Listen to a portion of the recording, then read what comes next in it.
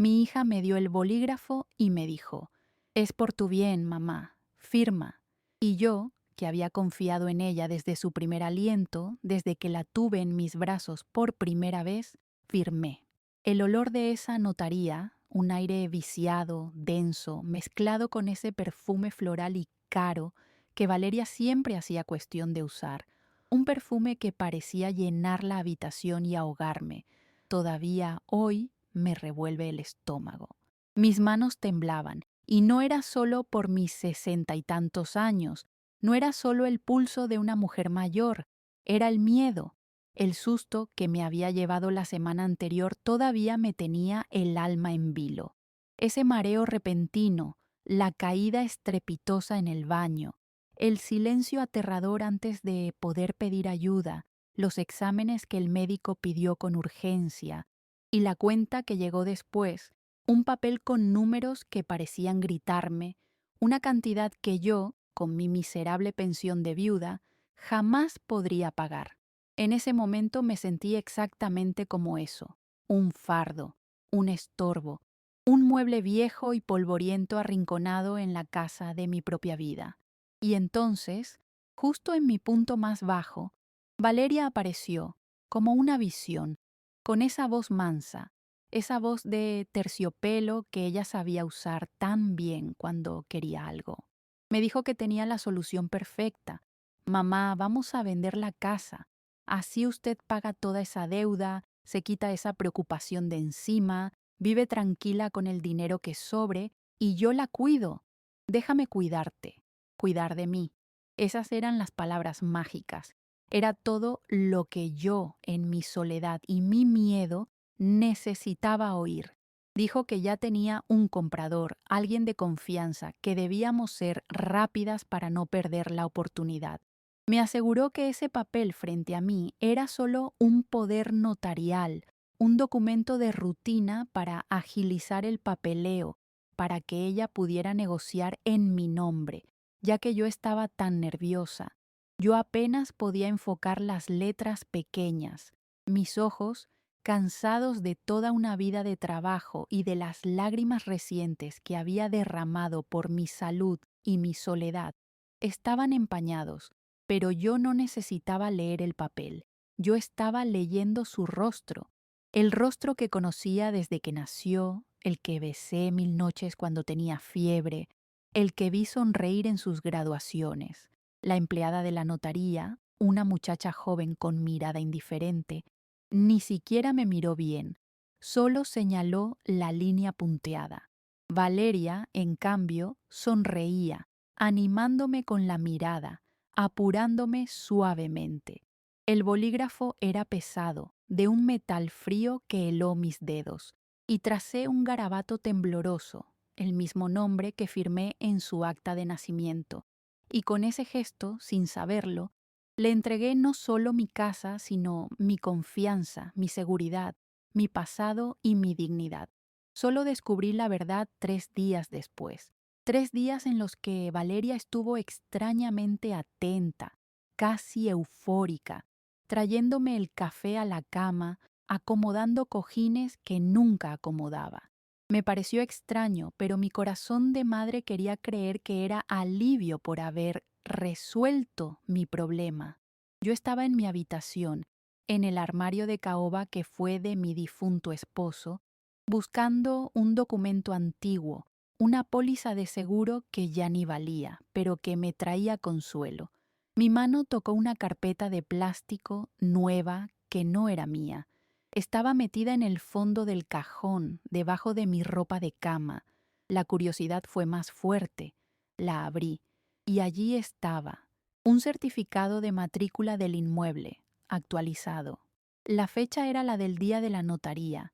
Leí mi nombre, y leí el de ella, pero las palabras junto a los nombres eran otras.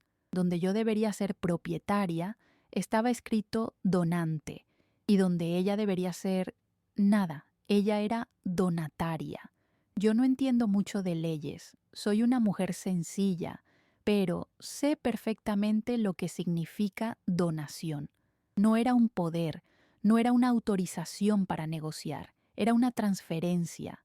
La casa mi casa, el único techo que tenía, el lugar donde crié a mi hija, donde lloré mi luto, donde guardaba las memorias de toda una vida, ya no era mía. El suelo desapareció bajo mis pies. Sentí un frío en la columna, un vacío en el pecho tan grande que me faltó el aire. Me senté al borde de la cama, con el papel temblando en mi mano, el olor a cedro del armario, que siempre me había calmado. De repente me dio náuseas. No podía ser. Ella no me haría eso. Ella era mi hija, mi niña. El silencio de la casa era ensordecedor. Solo se oía el latido de mi corazón golpeando de pánico. La traición tiene un sabor amargo, un sabor a óxido y ceniza que te llena la boca. La llamé. Mi voz salió como un susurro, un hilo de sonido.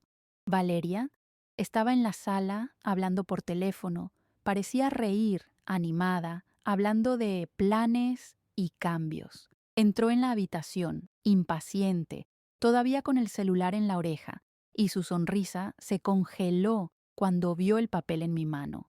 Pero no pareció sorprendida, pareció contrariada, como si me hubiera descubierto hurgando, como si yo hubiera arruinado la fiesta.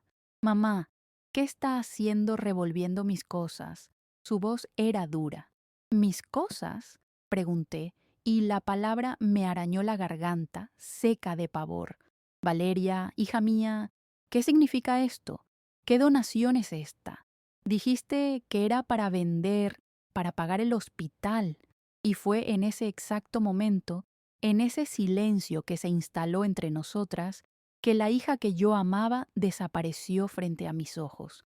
La máscara de hija preocupada, de cuidadora, cayó al suelo y se hizo añicos. Su mirada se volvió fría, impaciente, una mirada que yo nunca había visto, una mirada de desprecio. Se cruzó de brazos, altiva. Mamá, usted ya no tiene edad para administrar nada. Hice lo que era necesario. La casa es mía ahora, es mejor así para todos. ¿Para todos? ¿Quiénes eran todos? Yo estaba allí, parada en mi propia habitación, que ahora era de ella, y yo claramente no formaba parte de ese todos. La frialdad de su respuesta me cortó más profundo que la propia traición. No sentía culpa, sentía que tenía razón. Creía que había hecho lo correcto. Yo sé que historias como la mía, de dolor, de ingratitud, suceden todos los días, en silencio, detrás de puertas cerradas.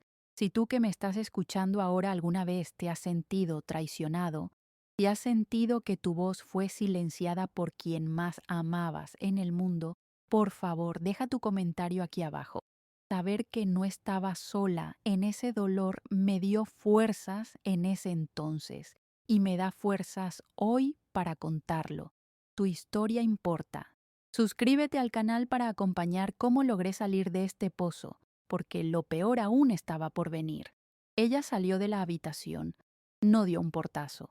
Peor, cerró la puerta lentamente, con una firmeza que era casi un insulto, como quien cierra la puerta de un armario donde ha guardado algo que ya no sirve, algo que no quiere ver. Me quedé allí, sola, de pie, con esa escritura en la mano.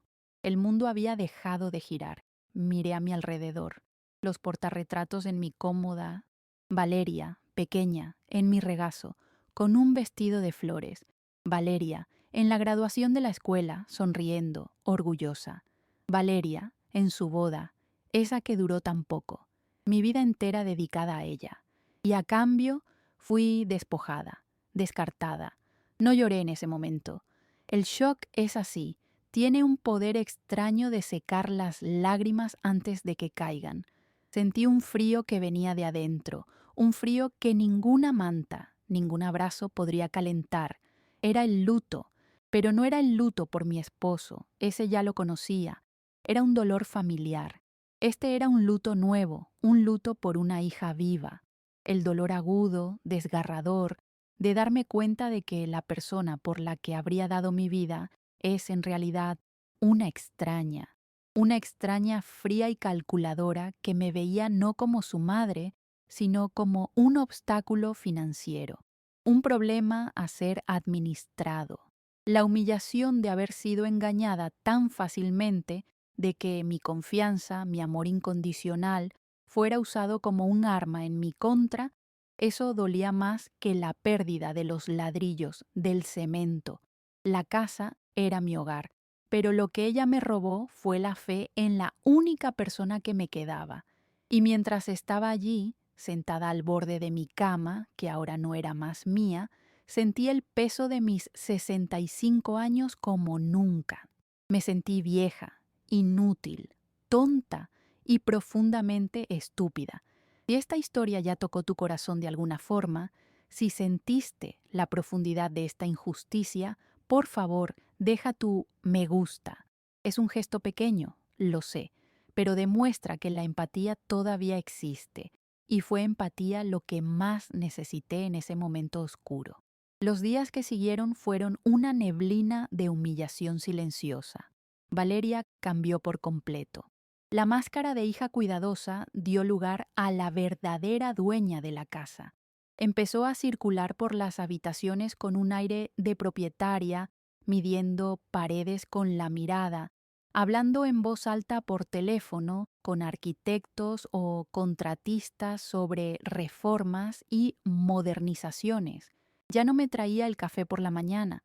Ahora era yo quien tenía que levantarse y muchas veces encontraba la cocina revuelta o ella simplemente me decía que esperara un poco, que estaba ocupada en una llamada importante. Su mirada hacia mí, cuando se cruzaba conmigo en el pasillo, era de pura impaciencia, como si yo fuera un obstáculo en su camino. Me convertí en un fantasma dentro de mi propia casa. Yo la oía reír en la sala, recibiendo amigos por la noche, amigos que yo no conocía, y si yo aparecía, ella me presentaba con una sonrisa forzada, casi avergonzada. Ah, ella es mi madre, vive conmigo ahora, como si yo fuera un adorno incómodo, un favor que ella me estaba haciendo. Yo me refugiaba en mi habitación, pero ni siquiera allí tenía paz. Ella entraba sin tocar la puerta, abría mi armario, revolvía mis cosas, mi ropa, mis recuerdos, diciendo en voz alta que necesitaba ver el espacio para el nuevo closet que pensaba hacer. Cada gesto suyo era un pequeño corte, una forma de recordarme a cada minuto que yo ya no mandaba en nada, que estaba allí de favor, viviendo bajo el techo que había sido mío, pero que ahora legalmente le pertenecía a ella. La comida tenía un sabor a ceniza, el silencio era pesado, cargado de cosas no dichas. Yo caminaba de puntillas, tratando de no hacer ruido, tratando de no molestarla, sintiéndome una intrusa en el hogar que construí con mis propias manos y donde había sido feliz. La peor parte, sin embargo, eran las miradas, la forma en que ella me medía de arriba abajo cuando yo estaba con mi ropa sencilla de estar en casa, como si mi apariencia la ofendiera. El desdén en su voz cuando yo tardaba un poco más en entender algo que ella decía demasiado rápido. Un día trajo a un agente inmobiliario. Yo estaba en la cocina colando un café y oí la voz de un hombre. Fui hasta la sala por inercia y ella estaba allí señalando el comedor con entusiasmo. Y aquí, le decía al hombre, se puede derribar esta pared, ampliarlo todo, dejar un concepto abierto. Me vio parada en el pasillo, pálida, y puso los ojos en blanco, como si mi presencia fuera una molestia, una mancha de polvo en el mueble brillante que quería vender. Mamá, por favor, el señor está aquí trabajando. Vaya a su cuarto. Me volví a la cocina con las manos temblando tanto que casi derramo el agua caliente sobre mí. Ese hombre estaba tasando mi casa, la casa que mi esposo construyó con tanto esfuerzo. Y mi hija estaba allí, vendiendo mis recuerdos, mi pasado, mi presente y tratándome como una intrusa senil. La impotencia que sentí fue física. Fue como si me hubieran golpeado en el estómago. Mis piernas flaquearon. Tuve que sentarme en el pequeño banco de la cocina y respirar hondo, muy hondo, para no desmayarme de puro dolor moral. Ella no solo me iba a quitar la casa, Ella me iba a borrar. Me estaba tratando como parte del inventario a desechar. El agente ni me miró. Para él, yo solo era parte del decorado, una anciana sin importancia. Y Valeria actuaba como si yo no existiera, discutiendo el potencial de mi habitación, de mi cocina. Cada palabra era un martillazo en mi dignidad. Me sentía atrapada, acorralada. El miedo comenzó a apoderarse de mí de una forma que nunca había sentido. Un miedo frío, constante, que se instalaba en mi pecho cada mañana al despertar. ¿Qué sería de mí? Si vendía la casa, ¿a dónde iría? Yo no tenía a nadie más en el mundo. Mi pensión apenas alcanzaba para mis medicinas, mucho menos para pagar un alquiler en esta ciudad. Intenté hablar con ella de nuevo, una noche en que parecía estar más calmada, viendo televisión. Me senté a su lado en el sofá, ese sofá que yo misma había comprado en tantas cuotas y que ahora parecía hundirse bajo el peso de mi tristeza. Hija mía, comencé, con la voz entrecortada, tratando de encontrar las palabras. Piénsalo bien, esta casa es todo lo que tengo, es mi único refugio. ¿Dónde voy a vivir? Ella ni siquiera quitó los ojos de la pantalla. Su frialdad fue quirúrgica, como la de un cirujano que corta sin anestesia. Mamá, por favor, no empiece con el drama. Ya estoy viendo un lugarcito excelente para usted. La miré sin entender. ¿Un lugar? Y ella, sin mirarme, respondió, sí, un lugar con otras personas de su edad, con enfermera, todo pagado. Va a estar muy bien cuidada. Un asilo, un ancianato. Estaba planeando despacharme a un asilo como si fuera un paquete. La palabra mamá en su boca sonaba como un veneno. Quería deshacerse de mí, del problema que yo representaba. La venta de la casa no era para pagar mi deuda del hospital. Esa deuda, me enteré después, era mucho menor de lo que dijo. La deuda fue la excusa. La casa era su premio, y yo era el escombro que debía ser removido para que ella pudiera disfrutarlo. Me di cuenta, con un horror helado, de que ella había planeado esto durante mucho tiempo. El susto de mi salud fue solo la oportunidad que ella esperaba. Me vio vulnerable, débil, asustada, y dio el zarpazo. El símbolo máximo de mi derrota, de mi anulación como persona, llegó al día siguiente. Yo siempre tuve mi manojo de llaves. La llave de la puerta principal, la de la cocina, la del portón, las llevaba conmigo incluso dentro de casa. Era una costumbre, un recordatorio de que ese lugar era mío, que yo tenía el control. Esa mañana fui a salir para comprar el pan, como hacía todas las mañanas de mi vida, y la llave no giró en la cerradura. Intenté de nuevo, con más fuerza. Nada. Valeria apareció detrás de mí, ya vestida para salir, oliendo a ese perfume caro, balanceando un llavero nuevo, brillante, uno que yo nunca había visto. Ah, mamá, se me olvidó avisarle. Cambié la cerradura, por seguridad, ¿sabe? Sonrió. Una sonrisa que no llegaba a sus ojos, una sonrisa de plástico. Le hice una copia, claro. Me entregó una única llave plateada, solitaria. Pero es mejor que me avise cuando vaya a salir, ¿sí? No quiero que se pierda por ahí o que le pase algo. Me estaba encerrando. Me había quitado mis llaves, el símbolo de mi autonomía, de mi autoridad, y me había dado un permiso para circular, siempre bajo su control. Ella, ahora, era la dueña absoluta y yo era la prisionera. Tomé esa llave fría y sentí el peso de mi nueva condición. Ya no era la matriarca de esa familia, era una inquilina indeseada, una anciana dependiente que necesitaba permiso para salir a la calle. Miré esa llave en la palma de mi mano y sentí que era el último clavo en mi ataúd.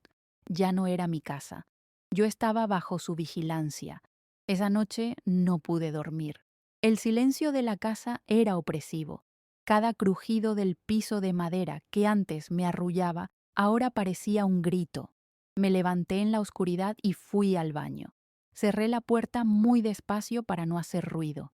Abrí el grifo del lavamanos dejando correr el agua fuerte para ahogar el sonido. Y lloré.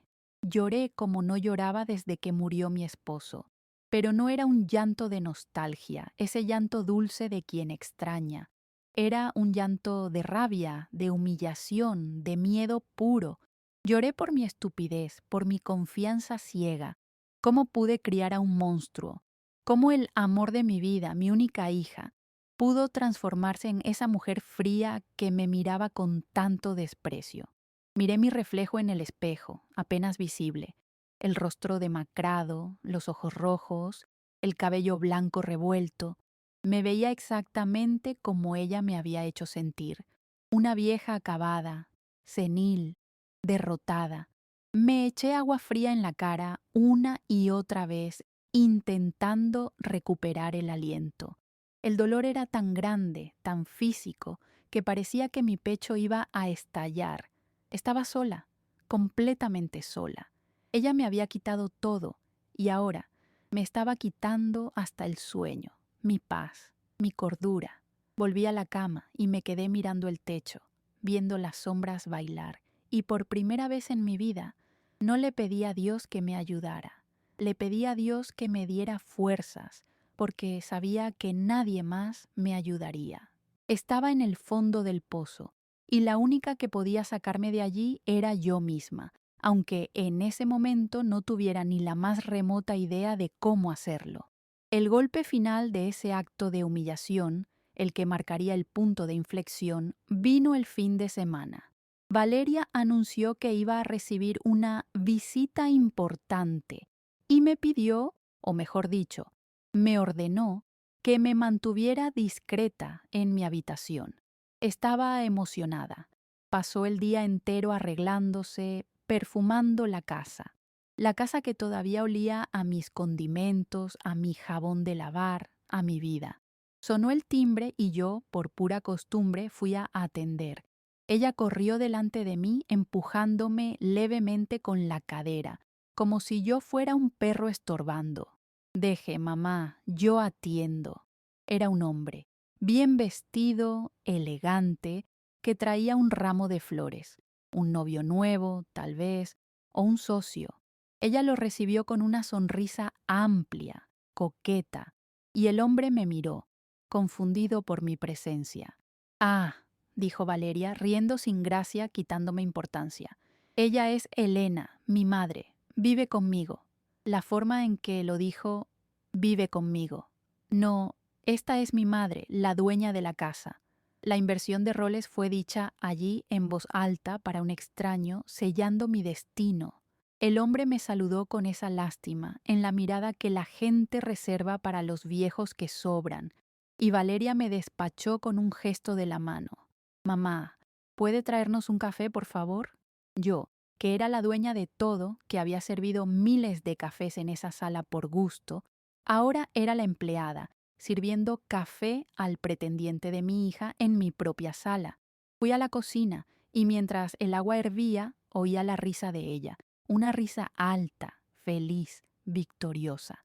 Y fue allí, con el aroma del café subiendo, llenando el aire, que algo dentro de mí se rompió, o mejor dicho, algo se terminó de quebrar, y en esa fractura, algo nuevo y duro comenzó a formarse. Yo estaba sirviendo el café, mis manos temblaban de rabia y humillación. Puse la taza frente a él, frente al hombre que mi hija quería impresionar. Valeria ni siquiera me dio las gracias. Estaba demasiado ocupada, envanecida, contándole cómo ella había adquirido esa maravillosa propiedad, cómo era una mujer de visión, una emprendedora que sabía ver oportunidades. Mentía con un descaro que helaba la sangre, diciendo que la casa era una inversión que había hecho recientemente, como si yo no existiera, como si mi vida entera no estuviera impregnada en esas paredes. Y entonces me miró por encima del hombro, y en esa mirada yo vi el desprecio final, vi la certeza de su victoria. Ella estaba segura de que había ganado. Me veía exactamente como yo me sentía hacía unos minutos, como un ratón arrinconado, una vieja senil, confundida y acabada, a la que podía manipular, usar para servir el café y, finalmente, descartar en un asilo. Y en ese preciso instante, mientras yo sostenía la bandeja vacía y miraba su rostro, tan hermoso por fuera y tan podrido por dentro, el llanto que estaba atorado en mi garganta se secó. El temblor de mis manos se detuvo. El dolor agudo que sentía en el pecho, ese que parecía que iba a matarme, no desapareció, pero cambió de forma. Se solidificó. Dio lugar a una cosa nueva, algo que no sabía que habitaba en mí, una rabia. Pero no era una rabia caliente, de gritar, de quebrar platos, de armar un escándalo. No, era una rabia fría, gélida, como un bloque de hielo formándose alrededor de mi corazón. Una claridad aterradora, absoluta, tomó control de mi mente. Dejé de llorar por dentro. Dejé de sentir lástima por mí misma. La mujer que estaba allí, parada en medio de la sala, ya no era la víctima. Era alguien que acababa de despertar. Regresé a la cocina en silencio. Puse la bandeja sobre el mesón. Escuchaba sus risas, la risa de ella y la del hombre, flotando desde la sala. Ya no me herían. Encendí el grifo y empecé a lavar la taza que había usado. Mi mente, que había estado tan confundida y nublada por el dolor, el miedo y la incredulidad durante los últimos días, de repente estaba limpia, afilada como un cuchillo. Lo vi todo con una claridad que me asustó. Vi el plan completo, desde el principio. Vi la manipulación, vi la codicia, vi la frialdad con la que había esperado mi momento de mayor vulnerabilidad y me di cuenta de algo fundamental, una verdad que me golpeó con la fuerza de una bofetada. El amor no iba a revertir la situación. Llorar, rogar, suplicar, apelar a su corazón era inútil. Ella no tenía uno, o si lo tenía, estaba enterrado bajo capas de egoísmo y ambición. Valeria ya no era mi hija, era mi adversaria, y ella solo entendía un lenguaje, el de la fuerza, el de la astucia. Ella me había juzgado mal, me juzgó débil, vieja y acabada. Usó mi confianza y mi amor maternal como un arma contra mí. Y ahora, en ese momento, mientras secaba esa taza, yo decidí que usaría la arrogancia de ella en su contra. Para ella, yo ya estaba muerta. Yo era un mueble más, esperando ser desechado. Y si yo ya estaba muerta para ella, entonces no tenía absolutamente nada que perder. Yo no iba a pelear por la casa solamente. No eran solo los ladrillos. Yo iba a pelear por mi honor, por la memoria de mi marido, por cada día de mi vida que pasé en ese hogar. Yo iba a luchar para que la justicia, la verdadera, se hiciera. Y lo iba a hacer a mi manera, en silencio. Tomé una decisión allí, apoyada en el fregadero de mi cocina. Ya no sería la víctima, no iba a ir a ningún asilo, no iba a permitir que me barrieran debajo de la alfombra que ella misma, seguramente, ya estaba planeando comprar. Iba a recuperar lo que era mío. Y no por venganza, aunque la rabia me quemaba por dentro, no por odio, sino por derecho, por dignidad. Me lo prometí a mí misma y se lo prometí a mi difunto esposo, mirando el pequeño retrato de él que siempre tuve pegado en la puerta de la nevera. Le prometí que no iba a dejar que nuestro hogar, nuestro santuario, el lugar donde vimos crecer a nuestra hija, quedara en manos de alguien tan vil, aunque esa persona fuera ella. Respiré hondo. La tristeza seguía allí, por supuesto, una piedra pesada en el fondo de mi pecho. El dolor inmenso de haber perdido a mi hija para siempre, de saberla convertida en un monstruo.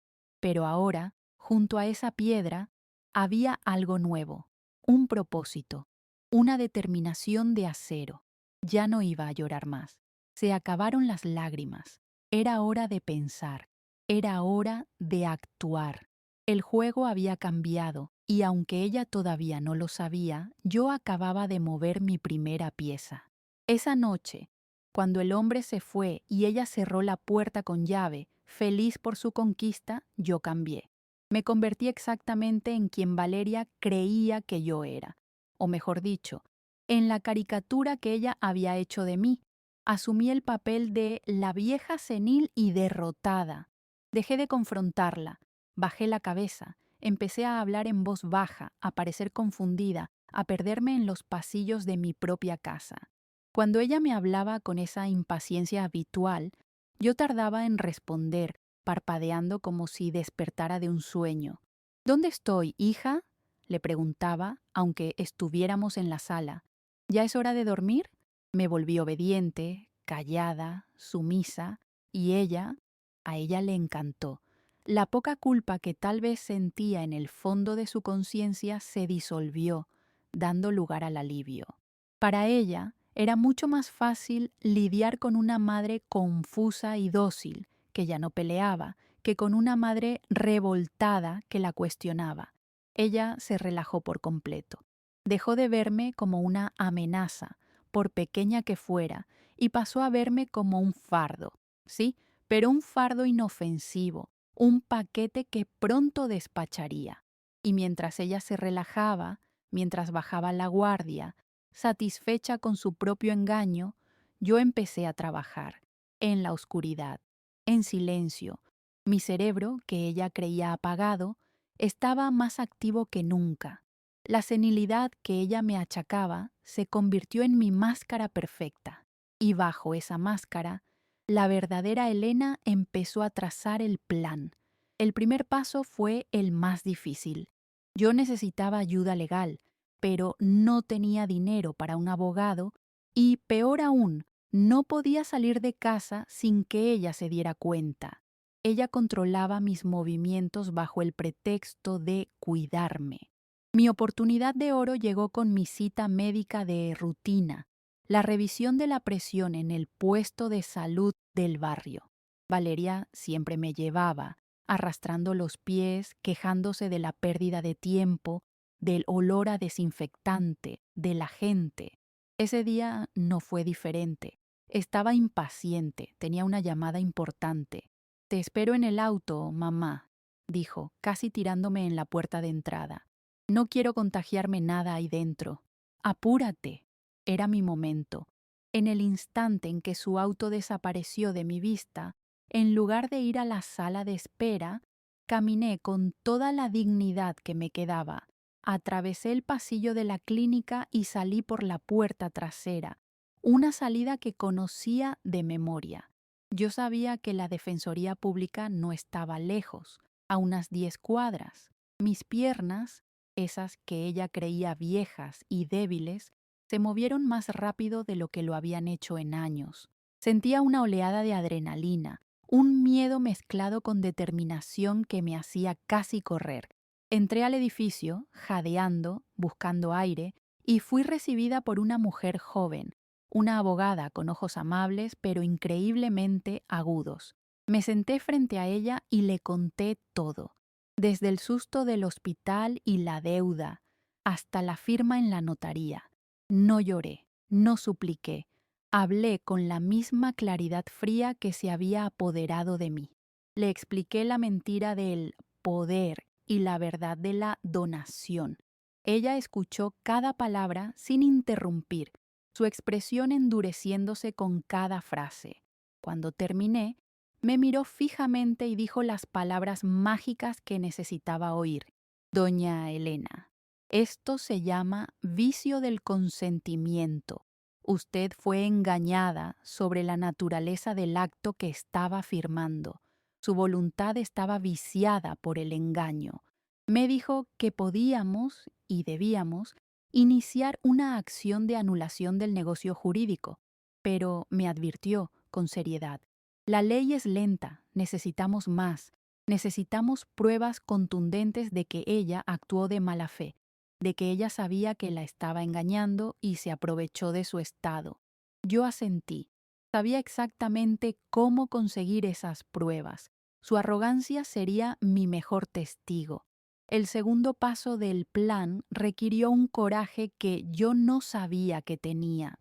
La abogada de la Defensoría, ese ángel guardián con traje, Me explicó pacientemente cómo usar la grabadora de voz de mi teléfono celular.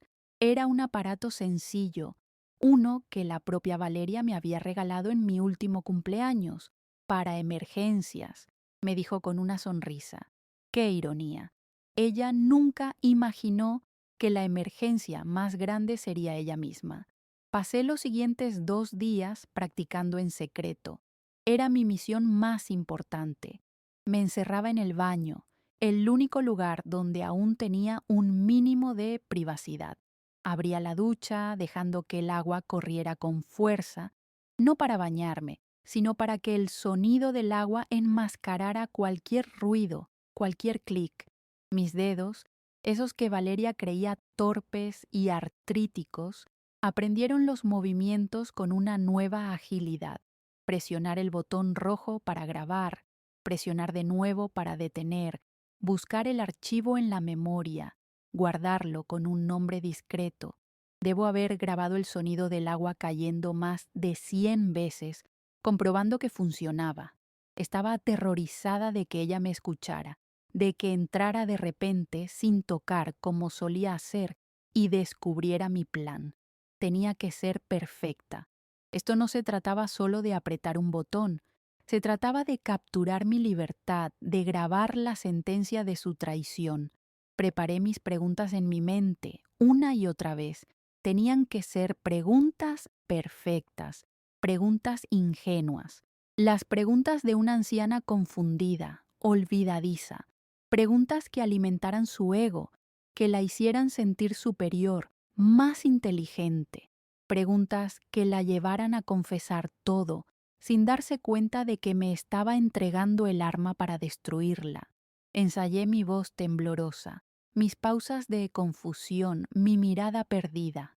Me estaba preparando para la actuación más importante de mi vida. La máscara de senil que ella me había impuesto sería ahora mi mejor disfraz. Esperé el momento perfecto.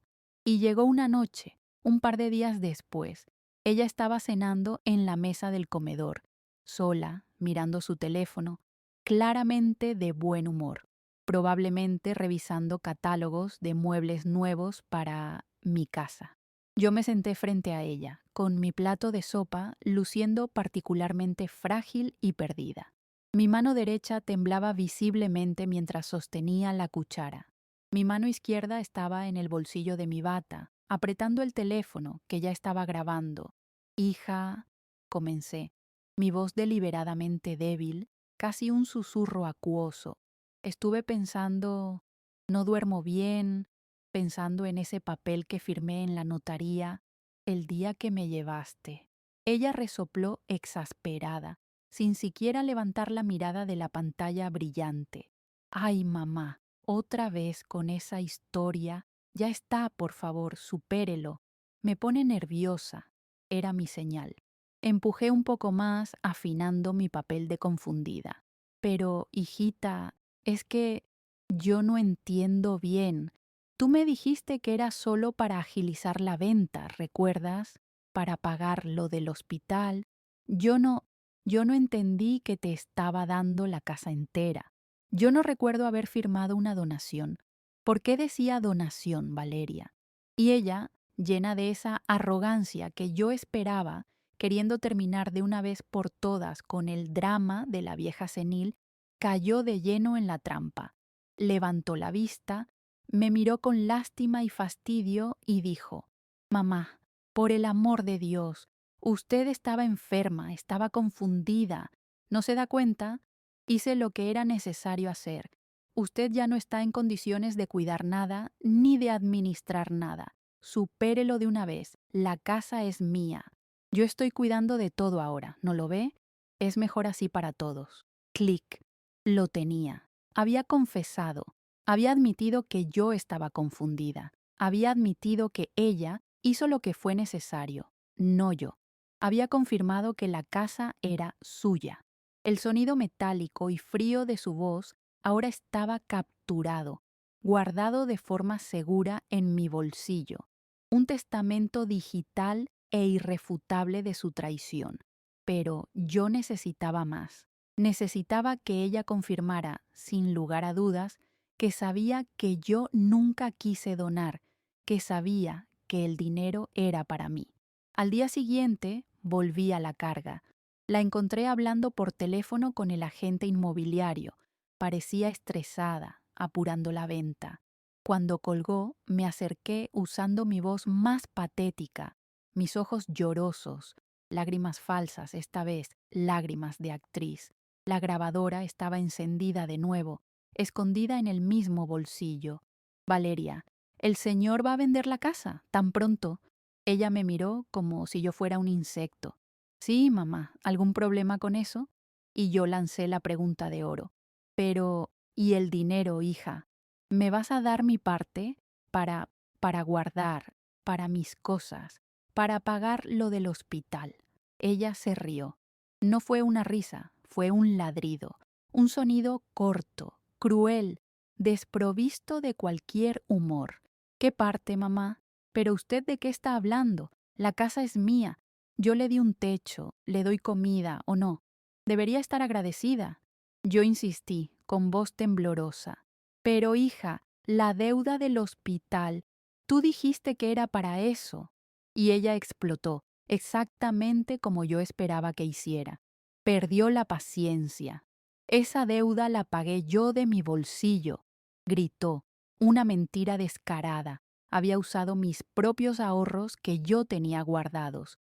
Mamá, ya hablamos de esto 1000 veces. Supere el tema. No voy a discutirlo más. La casa es mía, ¿entiende? Mía. Y la voy a vender.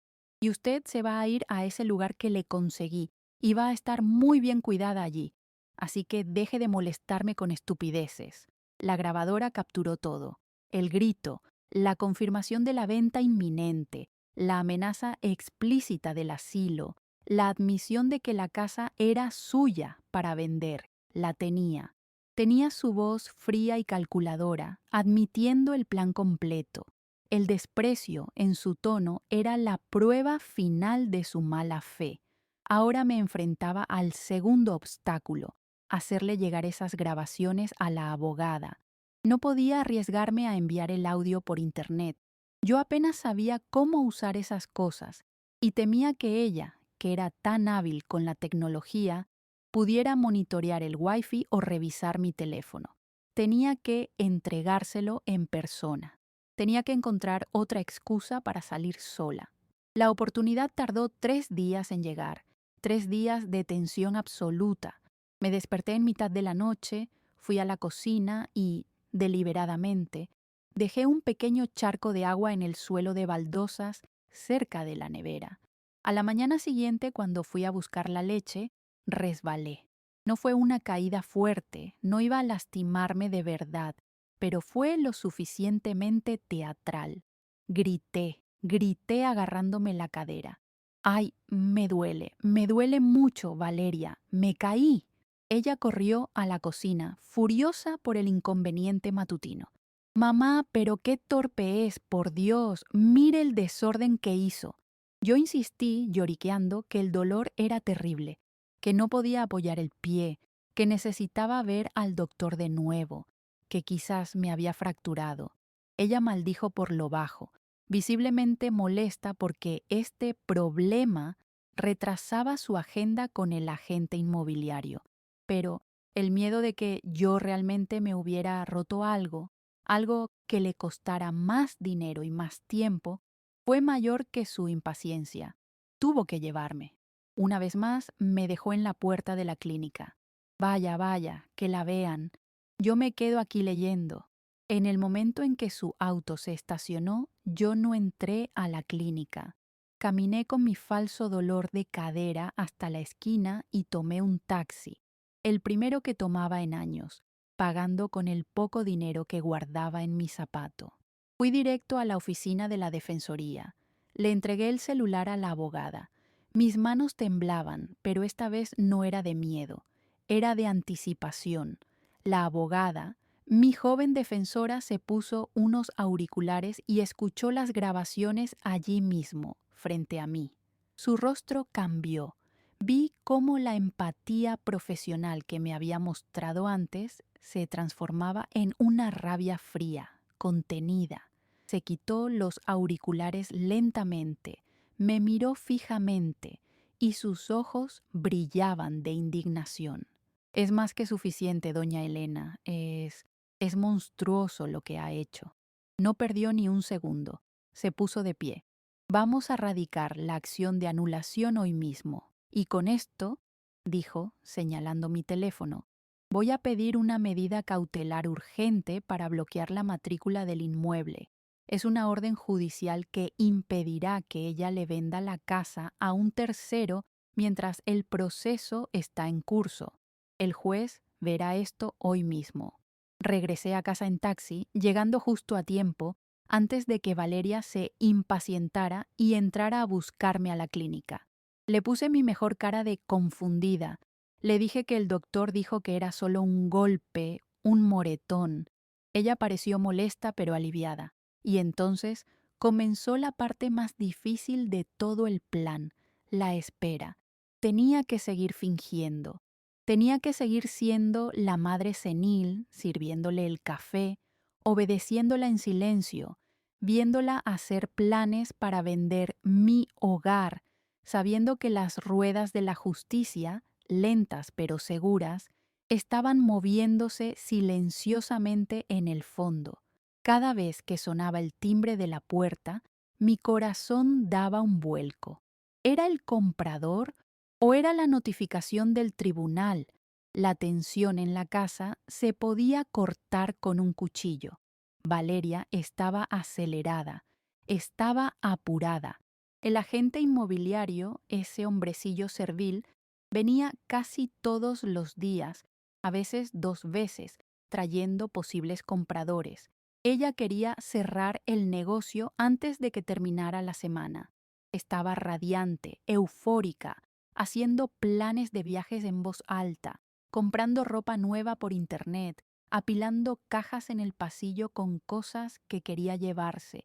Me trataba con un desdén creciente, como si mi presencia, mis movimientos lentos, mis preguntas confusas, fueran una cuenta regresiva que ella desesperadamente quería que llegara a 0.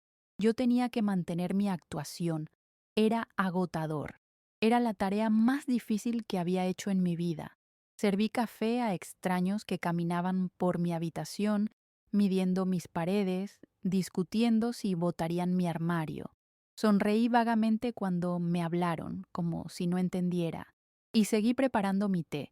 Ese té se convirtió en mi ritual, en mi ancla, el símbolo de mi rutina y de mi calma fingida. Antes de la traición, lo bebía nerviosa, con las manos temblando. Durante la planificación, lo bebía pensativa, mientras mi mente corría a 1000 por hora. Y ahora, durante la espera, lo preparaba con una calma aterradora, una paciencia glacial. Sabía que algo estaba a punto de suceder. Podía oler la justicia en el aire, mezclada con el aroma a manzanilla de mi taza. Valeria pensaba que estaba a pocos días de su victoria financiera. Yo sabía que estaba a pocos días de su ruina moral. Ella simplemente aún no lo sabía. El día D llegó. Era un martes. Lo recuerdo perfectamente.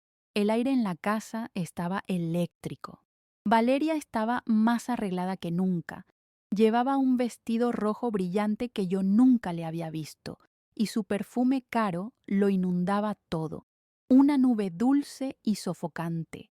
Iba a recibir al comprador final, al hombre que, según ella, iba a firmar el cheque y cerrar el trato esa misma tarde. Estaba eufórica, radiante.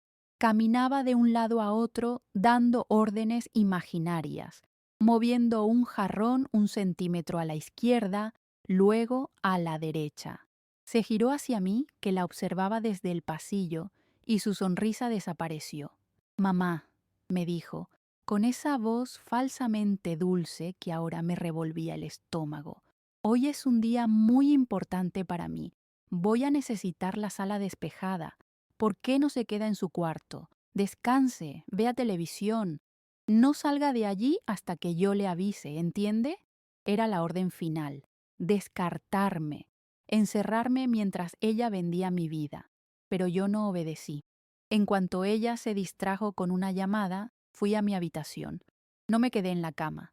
Abrí el armario, ese que ella quería convertir en closet, y saqué mi mejor vestido. Un vestido sencillo, de color azul marino, el que usé para el bautizo de mi nieta, la que nunca veo. Un vestido simple, pero digno. Peiné mis cabellos blancos con esmero. Me puse una gota de labial, algo que no hacía en meses, y fui a la cocina. Con una calma que no sabía que poseía, preparé el té. No solo para mí. Preparé la bandeja de plata, la que era de mi madre. Puse las tazas de porcelana fina, las galletitas. Yo no me iba a esconder. Yo iba a servir el té en mi propia casa. Era mi uniforme de batalla. Eran mis armas. Oí el timbre. Oí su risa falsa, recibiendo a la gente y a una pareja elegante. Oí cómo empezaba su discurso, su venta, mintiendo sobre las ventajas y la reforma que pensaba hacer. Ella estaba en medio de la sala, gesticulando, encantadora, mostrándoles la luz que entraba por el ventanal que mi esposo y yo elegimos. Estaba tan absorta en su papel de gran empresaria que no me oyó acercarme.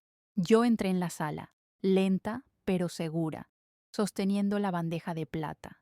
El leve tintineo de la porcelana hizo que todos se giraran a verme. La sonrisa de Valeria se congeló en su rostro. Vi el destello de furia pura en sus ojos, un odio asesino por haberla desobedecido, por arruinar su momento. Pero estaba atrapada. No podía gritarme delante de los compradores. Tuvo que forzar una sonrisa, esa sonrisa amarilla, enferma.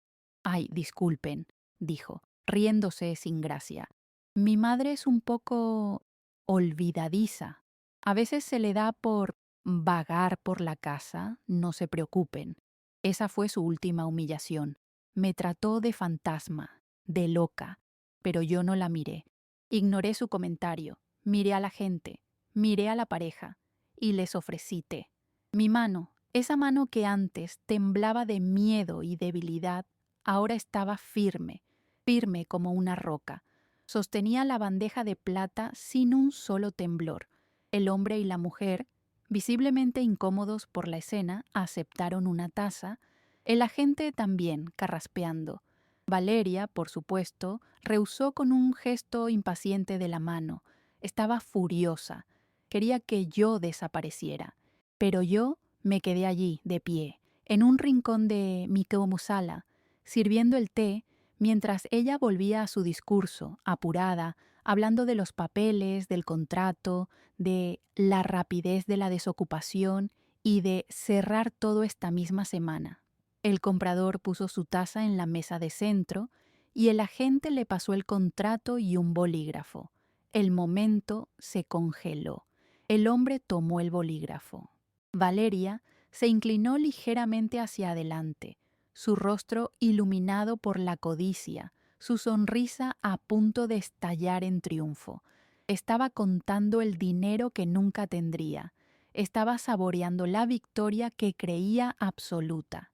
El comprador mojó la punta del bolígrafo en su lengua, un gesto nervioso antes de firmar. El agente señalaba la línea punteada. Todo por lo que yo había luchado, todo mi plan silencioso pendía de ese hilo. El silencio de la sala era total, solo roto por el sonido del papel sobre la mesa.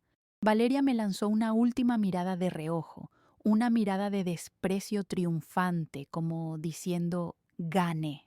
Y fue entonces, en ese preciso segundo, antes de que la tinta tocara el papel, que hablé. Mi voz no salió temblorosa, no salió confundida, no salió senil.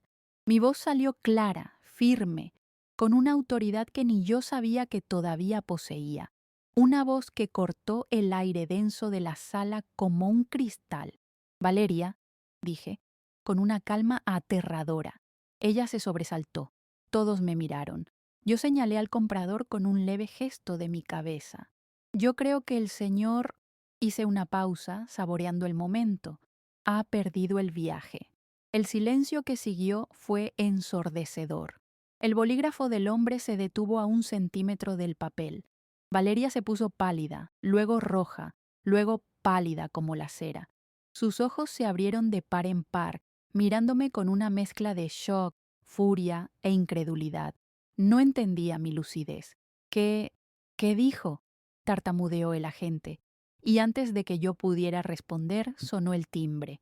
No fue un toque suave, fueron golpes, firmes, secos, oficiales, 3 golpes que resonaron en la sala como martillazos en un ataúd. Valeria se quedó paralizada. Su rostro pálido era un mapa de confusión absoluta. Estaba atrapada entre mi frase desafiante, esa que no entendía de dónde había salido, y la puerta. El comprador seguía con el bolígrafo suspendido en el aire a milímetros del papel. ¿No va a abrir, Valeria?, preguntó el agente inmobiliario, visiblemente nervioso, mirando la puerta. Ella me miró a mí, sus ojos inyectados de una furia que no podía desatar, como si yo tuviera la culpa de la interrupción. «¡Mamá!», siseó, volviendo a su papel de dueña autoritaria. «Váyala a abrir la puerta. ¿No oye que golpean?». Pero yo no me moví, ni 1 centímetro. Me mantuve allí, de pie, sosteniendo mi taza de té con una calma que la estaba volviendo loca. Yo era una estatua de dignidad en medio de su teatro de mentiras y no pensaba moverme. Los golpes sonaron de nuevo, esta vez más fuertes, impacientes. «Inútil», masculló ella entre dientes, refiriéndose a mí. Tuvo que ir ella, tuvo que dejar a sus compradores, tuvo que abandonar su venta, tuvo que soltar su triunfo. Caminó furiosa hacia la puerta, sus tacones repiqueteando con rabia en el piso de madera que ya creía suyo. La oí quitar el seguro con un movimiento brusco y abrir la puerta de par en par, lista para gritarle a quien fuera que la estaba interrumpiendo en su gran momento. Y entonces se hizo un silencio absoluto en la entrada, un silencio tan pesado, tan denso, que supe que había llegado el momento. Supe que la justicia, aunque tardara, había llegado a mi puerta. Desde mi lugar en la sala yo no podía ver quién era, pero vi la espalda de Valeria. Se quedó rígida, se hizo pequeña. No dijo nada, y ella nunca se quedaba callada. «¿Señorita Valeria Gómez?», preguntó una voz de hombre. Una voz profunda, formal, una voz que no admitía tonterías ni demoras. Oí un murmullo casi inaudible, un sí ahogado que apenas salió de la garganta de mi hija. «Disculpe la interrupción», dijo la voz del hombre, y entonces entraron en la sala. No era un hombre, eran 2 personas. El primero era un hombre alto, de traje oscuro y corbata, con un portafolio de cuero en la mano y una mirada severa, oficial. El oficial de justicia, y a su lado, con una calma serena, profesional, y una leve sonrisa de satisfacción que no pudo ocultar, estaba ella, mi ángel guardián, mi joven abogada de la Defensoría Pública. El rostro de Valeria se descompuso, pasó del pálido al verde. El color huyó de su cara como si hubiera visto un fantasma o algo peor. Miró a la abogada, una mujer joven que no encajaba en su mundo. Luego miró al oficial y entonces sus ojos, dilatados por el pánico, me buscaron a mí. Me buscaron allí, parada junto a la bandeja del té, y vi cómo su cerebro trabajaba a 1000 por hora, tratando de entender la conexión, tratando de procesar cómo la vieja, senil y confundida que servía el té podía tener algo que ver con la presencia de un oficial de justicia y una abogada en medio de su venta triunfal. El rompecabezas se estaba armando en su cabeza, pieza por pieza, y la imagen que aparecía era aterradora para ella. Los compradores y el agente inmobiliario nos miraban a todos, boquiabiertos, sin entender nada, como si hubieran entrado en la obra de teatro equivocada en el momento del clímax. El oficial de justicia carraspeó, trayendo la cruda realidad de vuelta a la sala. Miró los papeles que tenía en la mano, ignorando por completo a la pareja de compradores y a la gente, y se dirigió directamente a mi hija, que parecía una estatua de hielo. Señorita Valeria, lamento interrumpir su reunión, pero estoy aquí para entregarle una notificación judicial. Valeria extendió una mano temblorosa, la misma mano con la que me había dado el bolígrafo en la notaría para que firmara mi sentencia. Su mano temblaba tanto que los papeles hicieron ruido. Usted está siendo formalmente notificada, continuó el oficial, con voz clara y fuerte, una voz que llenó cada rincón de mi sala, de una acción de anulación de negocio jurídico, iniciada en su contra por su madre, la doña Elena Castillo, y me señaló con un gesto de su cabeza. El agente inmobiliario soltó un jadeo que se oyó en toda la habitación. La pareja de compradores abrió los ojos como platos, mirándome a mí y luego a ella. Valeria me miró. Me miró con un odio tan puro, tan concentrado. Si las miradas mataran, yo habría caído fulminada allí mismo. Pero el oficial no había terminado. Y esto, dijo, entregándole un segundo fajo de papeles, es la medida cautelar urgente concedida por el juez esta misma mañana. A partir de este exacto momento, la matrícula de este inmueble, y levantó la vista para mirar las paredes como si las estuviera marcando, queda bloqueada judicialmente. Cualquier intento de venta, traspaso o enajenación es considerado fraude y nulo de pleno derecho. El bolígrafo. El bolígrafo se cayó de la mano del comprador. Hizo un ruido sordo, casi cómico, al golpear la alfombra. El trato estaba muerto. La mentira había terminado. Mi casa estaba a salvo. El mundo de Valeria se derrumbó en ese instante. El papel temblaba en su mano de una forma violenta. Miró al oficial, miró a la abogada y luego su mirada volvió a mí. Sus ojos ya no tenían desprecio, solo tenían pánico puro, odio e incredulidad. Estaba boquiabierta, incapaz de articular una sola palabra, el color yéndose y viniendo de su rostro. El agente inmobiliario, ese hombrecillo servil, fue el primero en reaccionar. Estaba rojo de furia, se levantó de un salto tirando la taza de té que le había servido. ¿Pero qué demonios es esto? ¿Una anulación? ¡Vicio del consentimiento!, gritó, leyendo por encima del hombro de Valeria. Se giró hacia ella. ¿Me has estado mintiendo todo este tiempo, Valeria? La casa no era tuya. Me has hecho perder mi tiempo y el de mis clientes. Mi joven abogada dio un paso al frente, serena como una leona protegiendo a su cachorro. Señores, dijo, dirigiéndose a los compradores con voz calma pero firme, lamentamos este bochorno. Esta casa es objeto de un litigio. La transferencia a la señorita Valeria se hizo aprovechando el estado de vulnerabilidad de mi clienta, la verdadera y única propietaria. La doña Elena fue engañada. La pareja de compradores se levantó de inmediato. Estaban horrorizados. Dios mío, esto es un fraude, dijo la mujer agarrando su bolso como si temiera que se lo robaran. Nos vamos de aquí, usted es una estafadora, le gritó a Valeria con asco. Y usted, me dijo el hombre a mí con pena, lamento mucho lo que le ha hecho su hija. Salieron casi corriendo de la sala como si escaparan de una enfermedad. El agente inmobiliario no fue tan educado. Estaba lívido. Recogía sus papeles del suelo con furia, mascullando maldiciones. Me has hecho perder el tiempo y la comisión más grande del año. Estás acabada en esta ciudad, Valeria. Voy a asegurarme de que todos en el gremio sepan la clase de persona que eres. Estafadora. Le lanzó una mirada de desprecio absoluto y salió dando un portazo que hizo temblar la porcelana en mi bandeja de plata. En menos de un minuto, la sala estaba vacía. La venta se había evaporado. Los testigos de su humillación se habían ido. Solo quedábamos nosotros cuatro. El oficial, impasible, cumpliendo su trabajo. Mi abogada, serena, disfrutando de la justicia. Valeria, completamente destrozada. Y yo, tranquila, bebiendo mi té.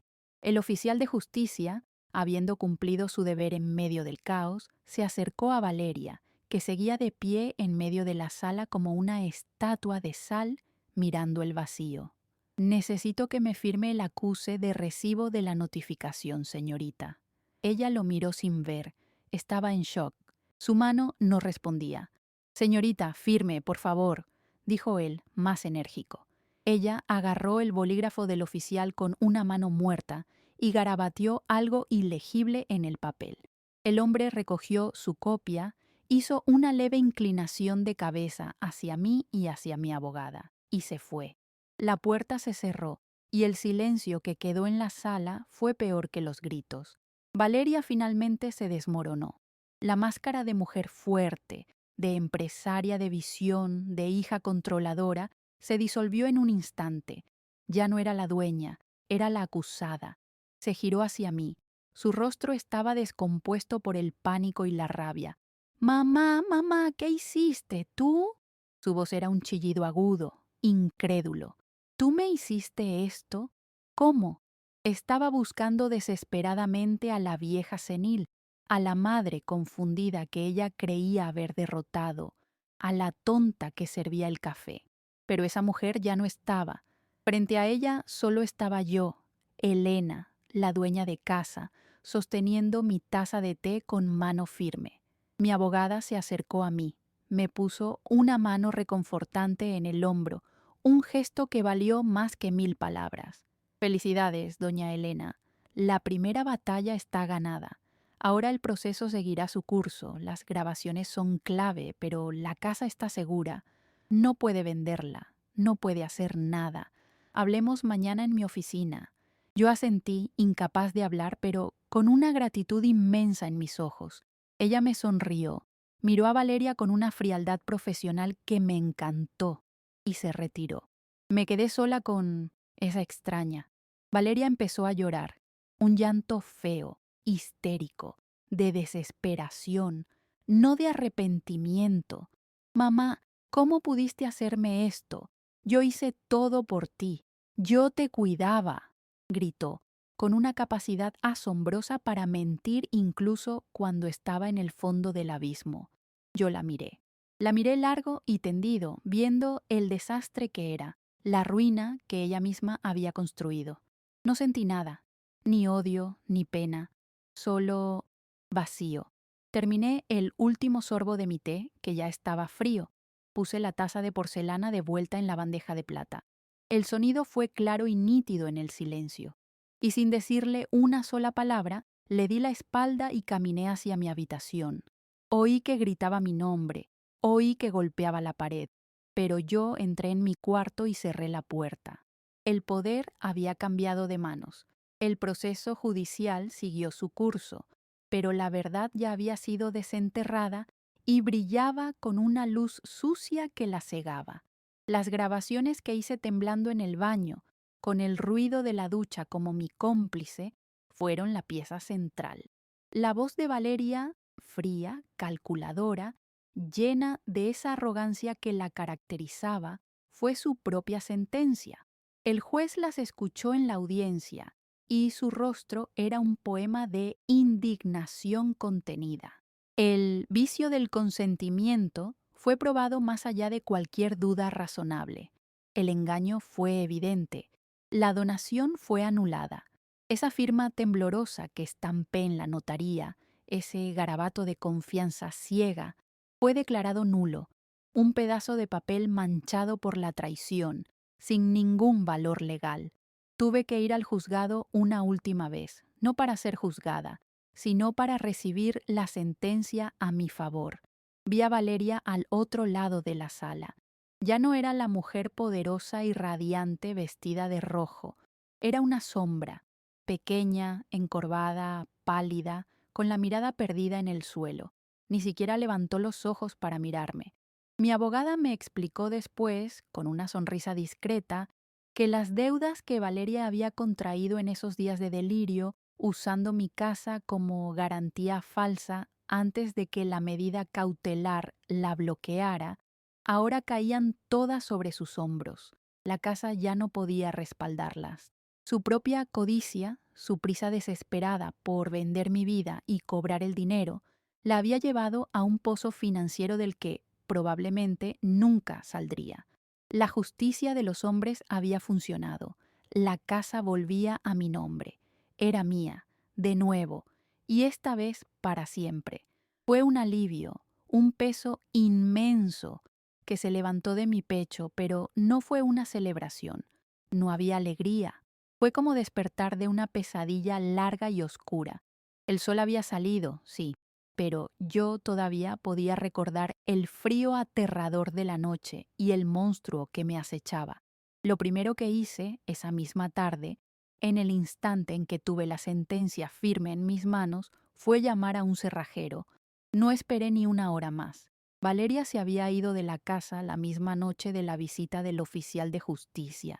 Se había llevado solo un par de maletas, dejando un rastro de caos, cajas a medio empacar, ropa cara tirada en el suelo, como si hubiera salido huyendo de un incendio. Yo quería borrar hasta el último rastro de su presencia, de su engaño. El cerrajero llegó, un hombre amable y callado, y yo me quedé de pie en la acera, mirando mi propia puerta. El sonido del taladro, ese zumbido agudo, el metal siendo perforado, el mecanismo viejo y violado saliendo de la madera, y el mecanismo nuevo, sólido, entrando en su lugar, fue la música más hermosa que había oído en mucho tiempo. Fue el sonido de mi seguridad volviendo a casa. Fue el sonido de mi dignidad siendo reinstalada, pieza por pieza. El hombre terminó su trabajo, limpió las virutas de metal del suelo y me entregó el nuevo juego de llaves. Eran brillantes, plateadas, olían a metal nuevo, pesaban en mi mano, pesaban como un trofeo, como el símbolo tangible de mi autonomía recuperada.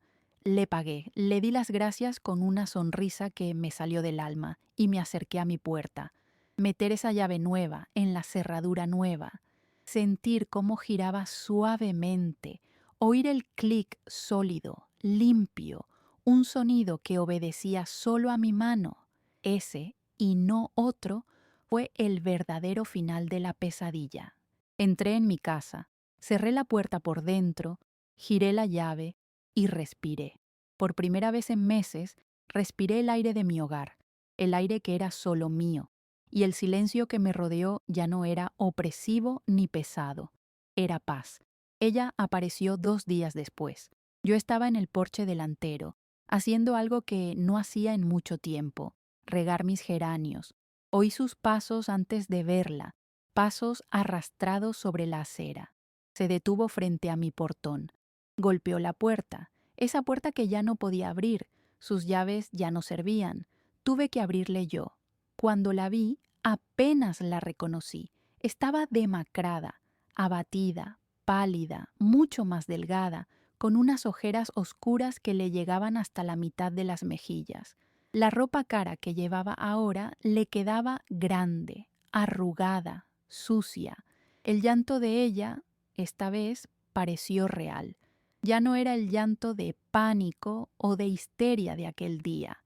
Era un llanto de derrota absoluta, un llanto vacío. Pero yo sabía, en el fondo de mi corazón de madre, que todavía la conocía. Sabía que no era un llanto de arrepentimiento por lo que me había hecho. Era un llanto de miedo. Miedo de que yo la demandara criminalmente por fraude. Miedo de que la hiciera pagar por las deudas que había acumulado. Miedo de su propia e irreparable soledad. Mamá, sollozó con la voz rota. Perdóname. Por el amor de Dios, mamá, perdóname. Yo no sé dónde tenía la cabeza. Estaba desesperada por ese dinero. Perdóname. Yo te amo, mamá. Estiró sus manos hacia mí, intentó abrazarme, intentó agarrar mi brazo. Y yo, sin odio, sin rabia, con una calma que me sorprendió a mí misma, simplemente di un paso atrás. No podía dejar que me tocara. La miré. Miré a la mujer que un día fue mi hija, la luz de mis ojos, el centro de mi mundo, y todo lo que sentí fue una tristeza profunda, limpia. quirúrgica. Una tristeza inmensa por ella, por mí, por todo lo que habíamos perdido para siempre. La conexión se había roto, el hilo de oro de la confianza se había podrido y no había perdón en el mundo que pudiera repararlo. La miré fijamente a los ojos, esos ojos que eran idénticos a los de su padre, y reuní la última fuerza que me quedaba. Ya no era fuerza para pelear, era fuerza para poner el punto final. Yo ya te perdoné por haberme robado la casa, Valeria, le dije, y mi voz sonó tranquila, mucho más tranquila de lo que me sentía por dentro. La casa es solo ladrillos, es solo cemento, y como ves, ya la recuperé. Ella empezó a sonreír. Una mueca patética de alivio asomó en su rostro descompuesto, creyendo que todo estaba arreglado, que la volvería a recibir. Pero yo continué, y mi voz fue firme como el acero. Pero lo que nunca voy a perdonarme, ¿me oyes? Lo que nunca voy a perdonarme a mí misma es haber creído ciegamente en ti, es haber sido tan tonta, tan ciega. La confianza que yo tenía en ti, esa confianza que una madre solo siente una vez. Mi voz se quebró por un solo segundo, pero la recuperé. Esa confianza murió el día que me diste ese bolígrafo en la notaría. Se murió. Y no hay justicia en el mundo, ni llanto, ni arrepentimiento que pueda traerla de vuelta. Esa está muerta. El alivio desapareció de su rostro, dando paso a la cruda comprensión de la realidad. Vio que la puerta estaba cerrada para siempre. Adiós, Valeria. Y cerré la puerta, suavemente. No la golpeé. No necesitaba hacerlo. Solo la cerré. Me apoyé en la madera sólida, oyendo sus sollozos al otro lado, que luego se convirtieron en golpes débiles, y luego en gritos con mi nombre, y finalmente en el sonido de sus pasos alejándose. Y yo me quedé allí, de pie, en el silencio de mi casa recuperada, en paz. Aprendí, de la forma más dura y dolorosa, la lección más importante de mi vida. Nunca subestimen la fuerza y la inteligencia de una mujer, especialmente de una que ustedes han juzgado débil, vieja o acabada. La confianza de una madre es un regalo sagrado, es lo más puro que existe en este mundo, y traicionar esa confianza no es solo un acto de crueldad, es cavar con tus propias manos tu propia ruina. Yo sobreviví, recuperé mi casa, pero lo más importante de todo, en ese silencio me recuperé a mí misma.